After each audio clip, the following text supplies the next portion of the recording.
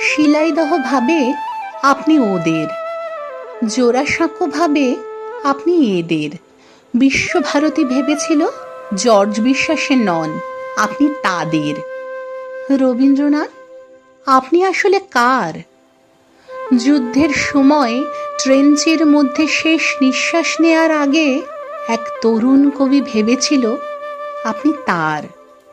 বক্তৃতার মাঝে আপনি যখন হঠাৎ মাথা উঁচু করে দাঁড়ান, তখন এক মুহূর্তের জন্যে হলেও মন্ত্রী ভাবেন আপনি তার। নতুন বৌঠান, কি কোনো দিন ভেবেছিলেন আপনি তার? রানু, রবীন্দ্রনাথ, আপনি যে ঠিক কার সে প্রশ্নের উত্তর বাঙালি আজও পায়নি। দাদামশাই ভাবেন আপনি গোরার রচয়িতা, আপনি তাঁর। বাবা ভাবেন আপনি বানিয়েছেন শ্রীনিকেতন, আপনি তাঁর। মা ভাবেন আপনার সুরেই বেজে উঠেছে ওর বীণা, আপনি তাঁর।